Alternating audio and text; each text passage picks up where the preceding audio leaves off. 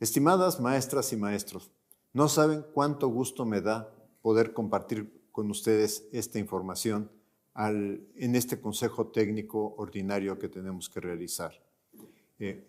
Uno de los retos que tenemos en este momento es acercarnos al plan de estudios 2022 que está aprobado y ver cómo vamos a poderlo llevar adelante. En primer lugar, quisiera decir cuáles son las razones por las que tenemos que cambiar la escuela. La escuela que conocemos es heredera del proyecto pedagógico que se formó en el siglo XIX. Así era la escuela de nuestros bisabuelos, abuelos, padres, hijos y nietos. O sea, si cerramos los ojos, prácticamente nada más vamos a ver vestimentas distintas en los salones de clase.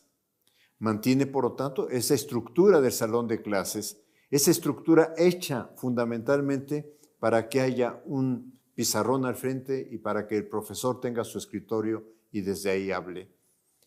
Insiste en un plan de estudios organizados por materias, un plan de estudios que todos conocemos porque así lo llevamos, donde se respetan los contenidos, donde la lógica de la disciplina es muy importante, pero sobre todo que hay dificultades para aprender los temas, porque estos temas, en estricto sentido, no se vinculan con la realidad.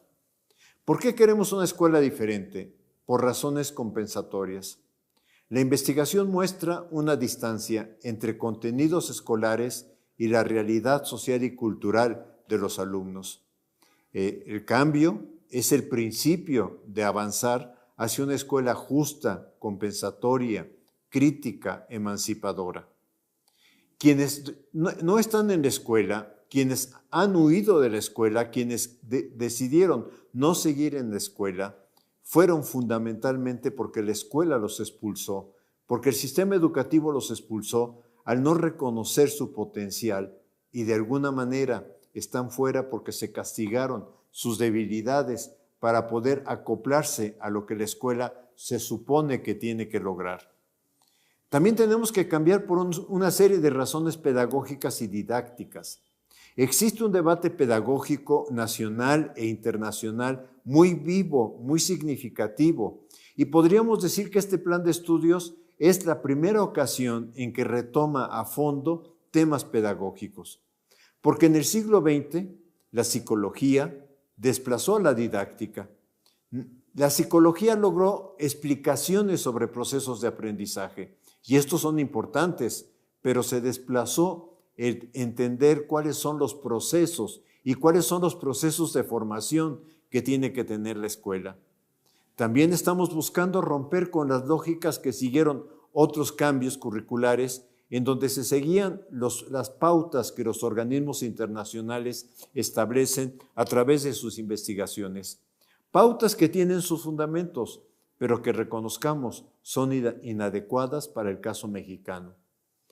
El proyecto que estamos presentando constituye una propuesta de mayor profundidad a la impulsada por Torres Bodet en los años 60 del siglo pasado. Todos reconocemos el plan de estudios de 11 años, el plan de estudios por áreas de conocimiento, no por materias, los libros de texto gratuito, el desayuno escolar. En todos estos temas, México en ese momento fue un referente en América Latina. Y de alguna manera, con este proyecto curricular, buscamos que vuelva a ser un referente. Y también porque necesitamos romper con el proyecto de formar para la unidad nacional, que supone que hay una mexicanidad y que al mismo tiempo desconoce, descalifica las diversas formas de ser mexicano, las diversas culturas que forman identidades mexicanas en un sentido amplio. Transformar este plan de estudios reconoce que nosotros los docentes somos profesionales de la formación y del aprendizaje y que como todos profesional tenemos autonomía que de hecho hemos ejercido para trabajar con nuestros estudiantes y capacidad de tomar decisiones fundamentadas sobre aquello que hacemos con los estudiantes. El plan de estudios instaura, y este es un elemento central, una vinculación escuela, comunidad, territorio. Reconoce que cada escuela es única, que no hay dos escuelas iguales, que cada escuela tiene sus circunstancias y sus procesos y sus problemas. En ese sentido, la escuela está en un contexto específico. Que la escuela requiere vincularse de otra manera con la comunidad para impulsar sus valores, para analizarlos críticamente en algún momento en que estos valores de la comunidad se contradigan lo que nosotros estamos buscando de una buena democracia, de un buen ciudadano. La escuela abierta a lo que es más allá de sus bardas, porque si bien las bardas fueron creadas para proteger a los niños, hoy también las bardas están hechas para cerrar que la realidad entre y también invada el trabajo de la escuela. Y estamos considerando que el Consejo Técnico es el responsable de la primera etapa del codiseño curricular. El plan de estudios está conformado, y ustedes seguramente ya lo han estudiado, en 4 campos formativos que están construidos desde la pluralidad de saberes y conocimientos de las distintas disciplinas. No los voy a leer porque ustedes los tienen ahí enfrente, y al mismo tiempo está armado con 7 ejes articuladores. Estos 7 ejes son rasgos humanos de formación ciudadana democrática.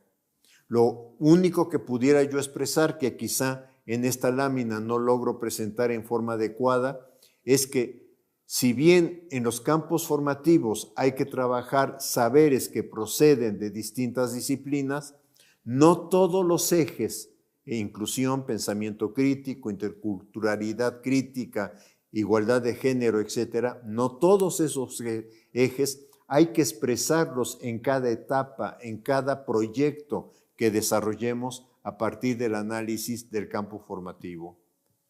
Necesitamos también transformar nuestro concepto de alumno y de alumna. Esto es, ayudar a que se rompa el rol que históricamente el niño, la niña, el adolescente asume en la escuela. ¿Cuál es ese rol? Todos lo conocemos. Escuchar la clase y tomar apuntes. Escuchar al profesor y estudiar solamente aquello que él considera que va a formar parte del examen o de la calificación.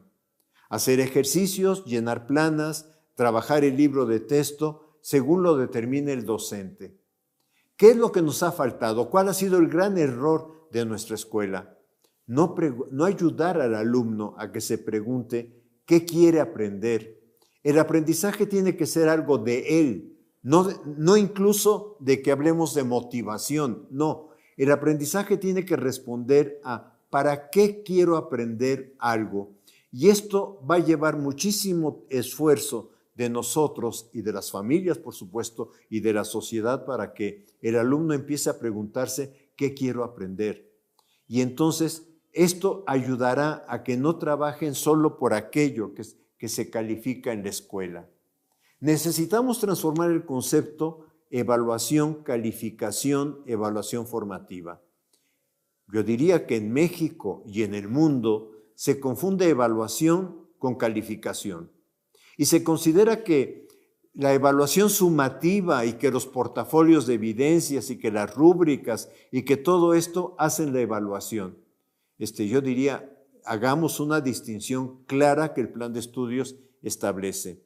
La calificación clasifica, no ayuda a mejorar. Los números o las mediciones que se hacen en las pruebas estandarizadas no logran reflejar lo complejo de un proceso como es el aprendizaje. ¿Qué es la calificación? El resultado de presentar determinadas evidencias necesarias.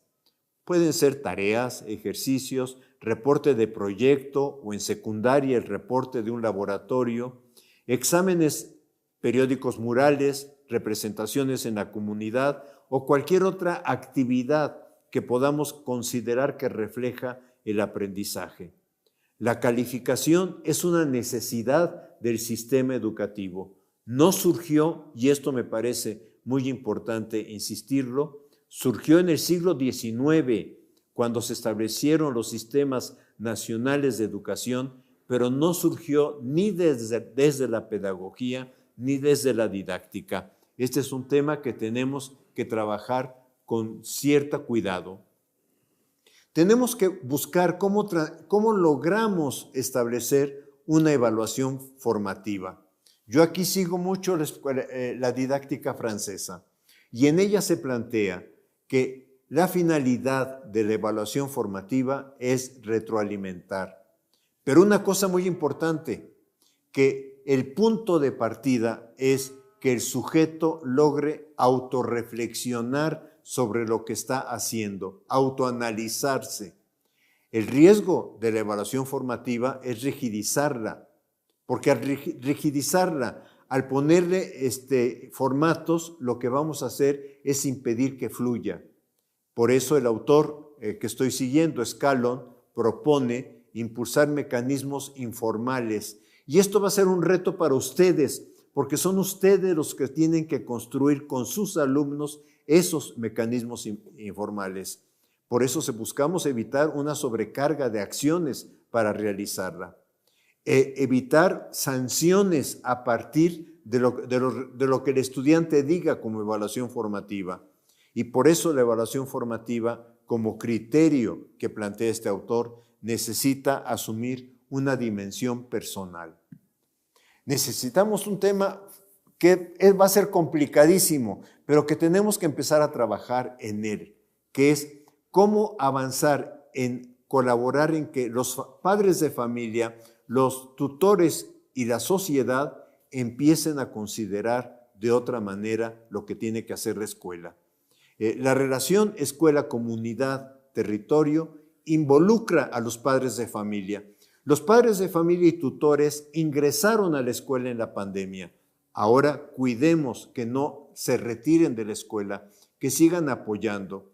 Y esto implica que nos pueden colaborar para ir identificando aquellos problemas que se encuentran en el entorno de la escuela, sea el mercado, sea el tránsito a la escuela, sea la siembra o en los medios. Esto es lo que puedan los padres de familia decir de lo que se publica, de lo que se dice sobre un determinado tema.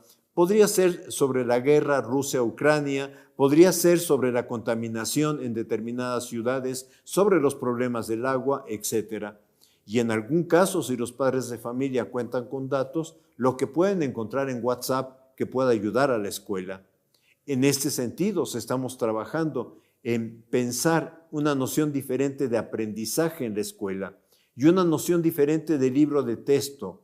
El libro de texto como algo que ayude, pero encontrar también que la realidad puede ser un libro. Involucrarse también, necesitamos que la familia se involucre, que se continúe apoyando a sus hijos, fundamentalmente ayudándoles a formular preguntas. ¿Por qué? Y no a conformarse con la primera respuesta que encuentran, sea en un libro o sea cuando googlean información.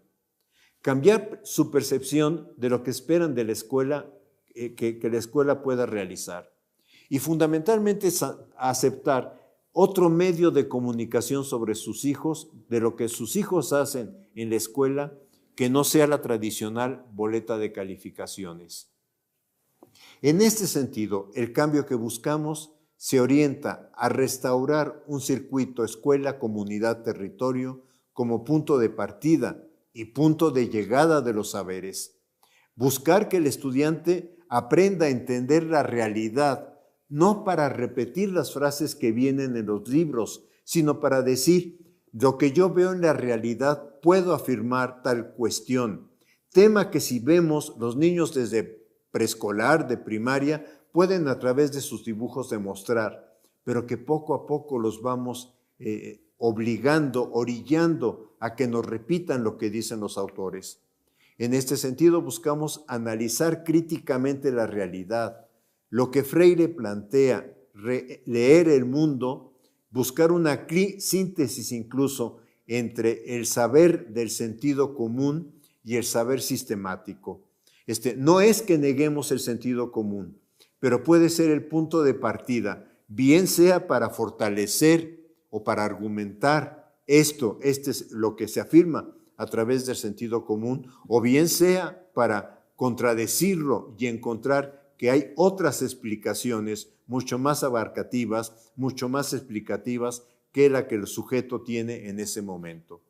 Leer el mundo críticamente en sus diversos planos, ciencias naturales, imbrincadas con las ciencias, con el apoyo del lenguaje y del pensamiento matemático. Esto nos ha llevado a reconstruir el currículo, buscando una graduación entre saberes y problemas, y pensando que cada docente, cada colectivo docente tiene que repensar la forma como ha aprendido a trabajar con los estudiantes y tiene que repensar nuestra propia historia docente. Esto significa también buscar una transformación en la estructura del salón de clases. Tenemos que encontrar una forma de que los estudiantes no estén en serie, no estén uno detrás de otro, donde el auditorio, la clase se convierte en un auditorio y solo vemos la nuca del compañero. El plan de estudios, sabemos que no hay recursos económicos para cambiar las aulas, pero reconozco que hay mucha creatividad en los docentes para reorganizar lo que se hace en el salón de clases de otra manera. La estructura del plan de estudios que presentamos apunta a lo que se llama un currículo deliberativo. ¿Por qué deliberativo? Lo trato de presentar en la parte inferior que está más en café con curvas rojas, porque la SEP da una orientación que es el plan de estudios, pero esta orientación que no puede definir lo que pasa en cada escuela, las condiciones de cada escuela, que no puede definir qué puede hacer cada uno del más de 1 millón de maestros que tiene este país, tiene que pasar a ser leído, a ser interpretado por el colectivo docente en el Consejo Técnico Escolar. Y que en este proceso de interpretación, de reconocimiento de cuáles son los problemas del contexto escolar, cuáles son las situaciones de los alumnos, el colectivo docente vaya armando los proyectos de trabajo que tenga que realizar entre un consejo técnico y otro. A esto le estamos llamando currículo deliberativo, codiseño curricular. De esta manera, el codiseño se inicia en esta reflexión que hace el consejo técnico, que le permite planear por proyectos cada etapa, elegir los problemas eje que considere para ir avanzando hacia el programa analítico, cuya primera etapa se hace en el consejo técnico. Posteriormente, cada docente va a enriquecer esos proyectos interpretándolos, adecuándolos a la realidad de su grupo escolar, incorporando contenidos que consideren relevantes. También tenemos que ir desarrollando experimentaciones en nuestra práctica para ir complementando el programa analítico. Posteriormente, estos elementos nos ayudarán a retroalimentar el plan de estudios. Entonces, el plan de estudios yo diría que está concebido como una dialéctica de arriba a abajo. La SEP hace la orientación, pero también esperamos con mucha, expectativa, esto que puede ser el currículo de abajo arriba, esto que ustedes pueden aportar diciendo estas partes curriculares tienen que completarse, tienen que construirse, tienen que reconstruirse de acuerdo a nuestra experiencia. En este sentido, yo diría que estamos armando un proyecto curricular abierto. En esta idea de reconocer el profesionalismo de los docentes, aparece también el concepto de autonomía profesional del docente. Quiero decir una cosa, cuando un cirujano entra a un quirófano, no encuentra una lista que diga, si usted va a hacer una cirugía del aparato digestivo, los pasos que tiene que seguir son estos. Pero si enfrente dice, si va a hacer la cirugía de corazón, los pasos a seguir son estos. El cirujano tiene autonomía para tomar decisiones y esto es lo que queremos reconocer en el trabajo colectivo del Consejo Técnico Escolar, en la academia de docentes o en lo que realicen los docentes, para que puedan analizar y discutir los temas que consideren fundamentales del plan de estudios, para que puedan discutir también cuál es el contexto de su comunidad donde está la escuela y qué retos tiene que afrontar, porque no necesariamente todo lo que rodea la escuela, hablemos de alcoholismo, hablemos de drogas, hablemos de otro tipo de situaciones de la escuela los tiene que asumir, al contrario, tiene que afrontarlos y ayudar a los estudiantes a que vean cómo no son valores que vale la pena desarrollar en una formación democrática y discutir el programa sintético. En este programa colectivo del Consejo Técnico se inicia el codiseño curricular, que es la primera etapa del programa analítico. Esto es, el Consejo Técnico selecciona en sus discusiones los temas relevantes que afectan a la comunidad y analiza cómo los puede vincular con el programa sintético. Y de ahí elige o sugiere algunos proyectos viables a realizar entre un consejo técnico y el siguiente. En su caso también puede reordenar los contenidos e incluso estamos pensando que puede integrar otros contenidos que emerjan del contexto donde está la escuela al programa sintético. Muy claramente lo entendemos con las comunidades que tienen una lengua originaria, pero no solamente se circunscribe a estas situaciones.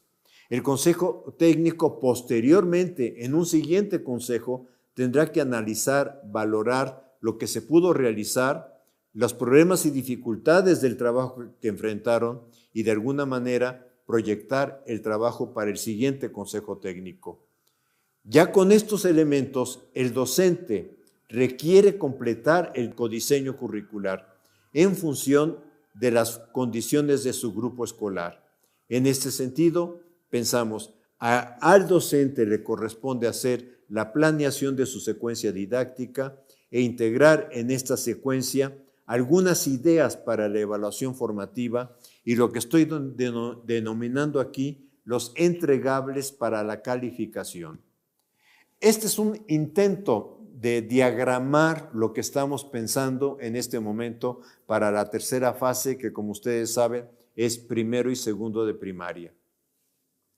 Es, por una parte, en la parte inferior de este arbolito se encuentran algunos problemas, no los problemas, en esto quiero enfatizar, algunos problemas que nosotros estamos pensando como ejemplificación de lo que puede tomar como base el trabajo que van a hacer ustedes en el Consejo Técnico, que puede ser de la familia, de salud y alimentación, de violencia o paz, el cambio climático, el agua, la violencia, los derechos, pero insisto, son ejemplos, no son los problemas, y en esto sí quisiera ser enfático.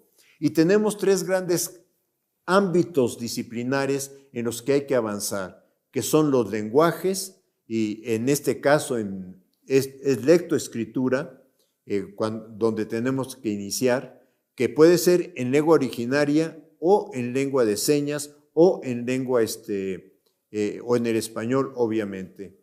Un acercamiento a la cultura, por eso se coloca aquí familia, pero en realidad la cultura primera que tiene el alumno es aquella que lo rodea, es lo que está en torno de su escuela. Hay algún autor que dice, es que a veces buscamos hacer visitas a 5 kilómetros, a 10 kilómetros, a 20 kilómetros de la escuela y ni siquiera se conoce qué es lo que está rodeando la escuela. Y eso son las formas de ropa, las formas de vestimenta, las artesanías, etc. Y en último rubro aquí también es artes visuales, que son danza, música, teatro. Esto es, buscamos que el estudiante, y claramente se abre en este tema, entienda que los artes visuales son una forma del lenguaje, son una expresión del lenguaje, sea estética, de pintura, de música y de bailar. Lo que intenta, lo que rodea el árbol es como ir diciendo, tenemos que ir construyendo el proyecto de trabajo, articulando estos saberes, articulándolo de alguna manera en que vayamos avanzando en torno a ellos. Aquí está un ejemplo también, ejemplo no es la definición del programa sintético de saberes y pensamiento científico. Aquí se ve con más claridad en el tronco del árbol pensamiento matemático y pensamiento científico. Vemos un ámbito de temas, cuerpo humano, salud, alimentación, animales y plantas. Vemos los problemas. Aquí quedó un poquito más claro, por ejemplo, en pensamiento matemático para el primero y segundo de primaria, ordenar, series, conteos, operaciones básicas, figura geométrica, etc. O sea, pero son ejemplificaciones de lo que de alguna forma tienen que construir. Como todo ejemplo, como todo intento de diagramar, tiene sus limitaciones. Esta es una propuesta de un modelo dinámico de planeación didáctica.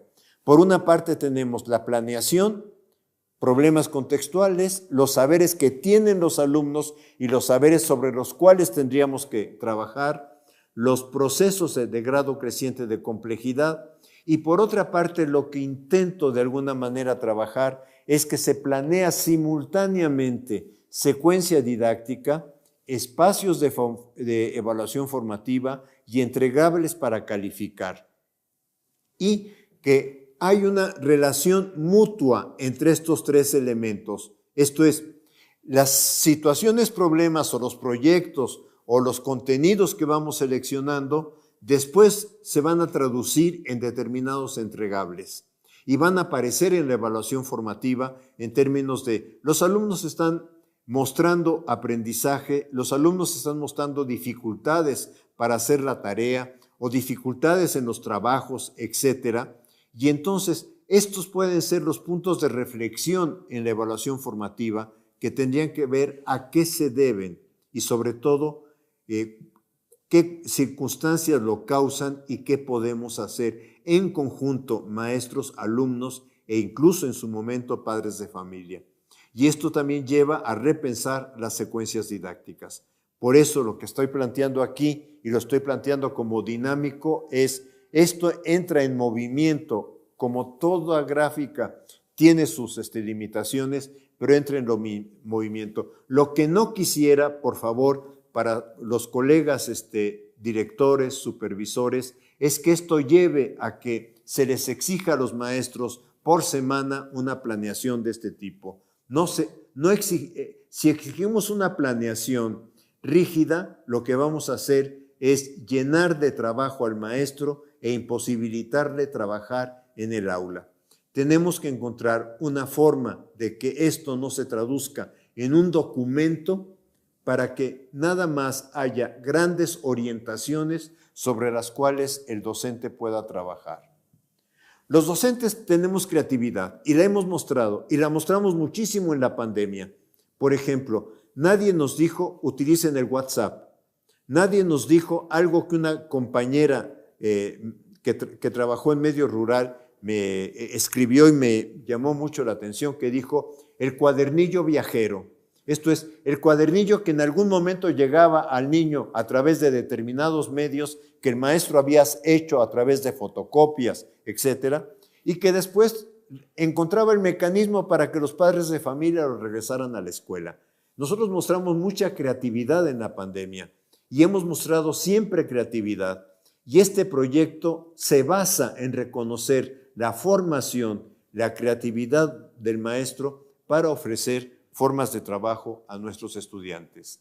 No quisiera terminar sin formular algunas posibles, y también insisto, posibles preguntas generadoras desde la perspectiva de Freire. O sea, utilizando el concepto de palabra generador de Freire, intentando llevarlo a lo que tenemos como reto en el Consejo Técnico.